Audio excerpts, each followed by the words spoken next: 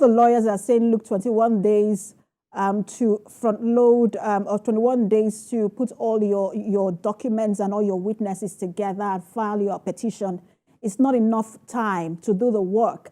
But just before that petition court started, we also had people saying, look, let's finish all of this before we swear in the president. It looks like two sides when people speak from both sides of the mouth.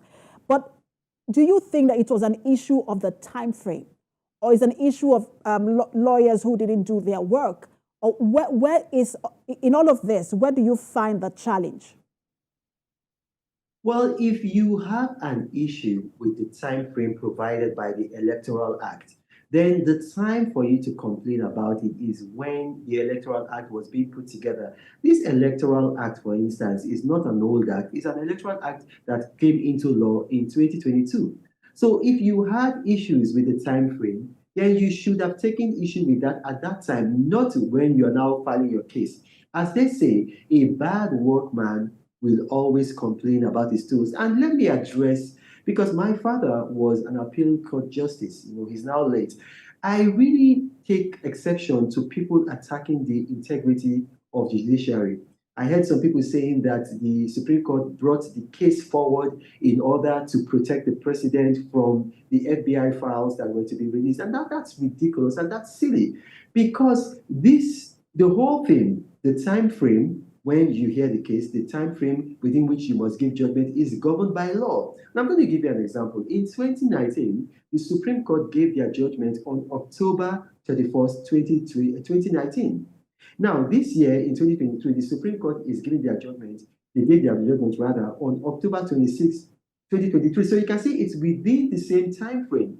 So when people begin to talk like that, a lot of our people, especially people who belong to some particular opposition parties, would like to believe these things. They imagine scenarios in their head, and then they believe the scenarios to be real.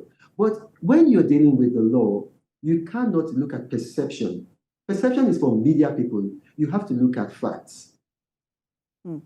And the issue of the FCT status is also still generating reactions as well. There are people who still don't agree. But what do you make of the Supreme Court affirming what the appeal court had said earlier?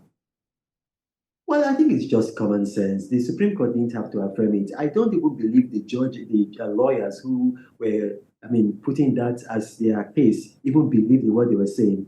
How can you say that the FCT has more status than a state? If at all, the FCT should have less status than a state, because the Constitution of the Federal Republic of Nigeria says that you must have a minister from every state.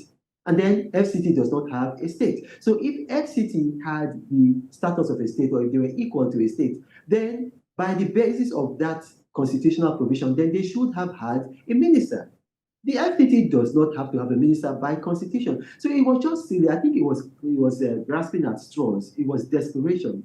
And like I said, I think that probably the Nigerian Bar Association or the body of benchers should look into disciplining some of the lawyers that misled these great men to pursue, something that was frivolous and something that even people with a cursory understanding of the law knew that it was going to end up, in the way it did. I'm a member of the People's Democratic Party. I support Waziri Atiku Abubakar, but if you look at my public pronouncement, I said it right from the time. I said, listen, this is not going to end well.